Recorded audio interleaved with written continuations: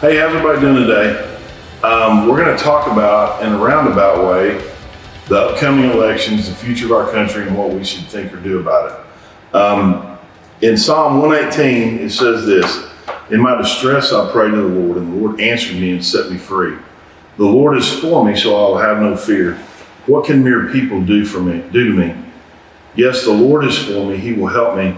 I will look in triumph at those who hate me. It is better to take refuge in the Lord than to trust in people. It is better to take refuge in the Lord than to trust in princes."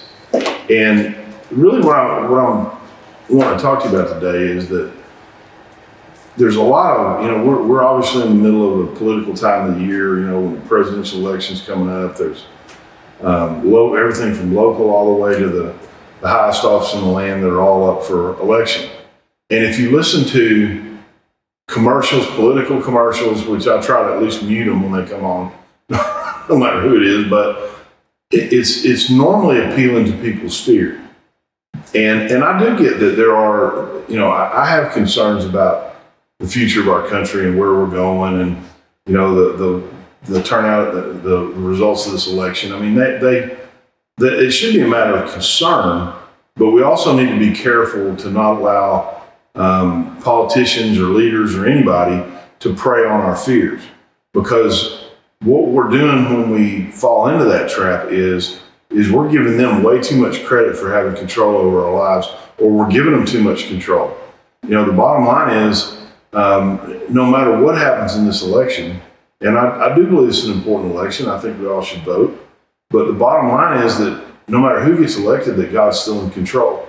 And if you think back through the Old Testament, one of the things it says later on in this passage, it says, songs of joy and victory are sung in the camp of the godly. That's in verse 15. The strong right arm of the Lord has done glorious things. The strong right arm of the Lord is raised in triumph. The strong right arm of the Lord has done glorious things. And if you think about that, what is it talking about? Well, it's talking about in the history of the Israelites and in the Old Testament and the Scripture. Think about the people that we remember, the times in Scripture. We all know that David had a time of prosperity, but we don't remember the stories from that time, except for David's failure. The stories that we remember from the Old Testament are the stories of Noah. He was the only one that followed after God, and God delivered him. We remember the stories of Gideon. When he led an army of 300 against an army of 10,000, and they triumphed because God was with them. We remember the story of David as a teenager when he faced the Philistine giant as just a young man who was too small to even wear the king's armor. We remember Shadrach, Meshach, and Abednego, and they were three against an entire nation, one of the most powerful nations on earth. We remember the story of Daniel in the lion's den, of how he'd been thrown in a hostile environment. The government, everything was against him. And he was thrown into this den of lions, and yet he triumphed. Those are the stories that we remember, are the stories that illustrate to us as believers the strong right arm of the Lord. And that arm is still as strong today as it ever was, and it is more than capable of delivering you and delivering believers through no matter what is in our future. Now, I want the best for our country. I would love nothing more than, number one, to see Roe v. Wade overturned in our Supreme Court. And, at that point, there's a question, depending on how they rule on it, whether it would go back to the states or whatever. But for it to not be the law of the land, to me, would be a huge stain and a celebration, a huge stain off our country, and a celebration amongst believers and people who believe in life everywhere. And I believe that's important. But I'm not going to cower in fear if the election doesn't turn out the way that I want it to, because God's able to deliver.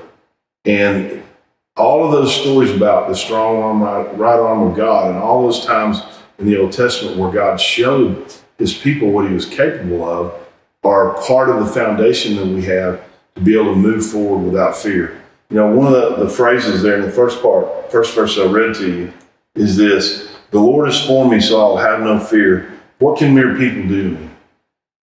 And sometimes we in our minds we think about all the worst, all the horrible things that could happen, how our lives could change, but we forget to remember how God has taken people through the worst and he's delivered them through it. I mean, Shadrach, Meshach, and Abednego were thrown into a fiery pit that the flames were so hot that it killed the men that threw them in, and they walked around and walked right out without even a smell of smoke on them. Daniel was faithful to the Lord, even though there was a law against what he was doing, that some enemies had the king sign. Even though it was against the law to do what he was doing, he did it anyway. He was thrown into the lion's den, and what did he do? He walked out without a scratch on him.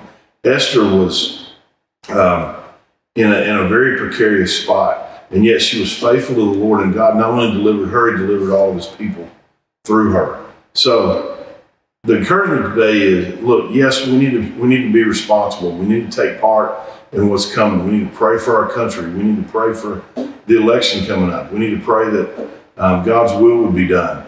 All those things. We need to be concerned about it. I'm not saying we shouldn't, but we don't have to be fearful if after we have done all that we can, that things don't turn out the way that we thought they should. We don't have to be fearful because we have a God who can deliver us, who's been delivering his people since the beginning of history, and will continue to deliver his people for those who submit to his name and those who worship him.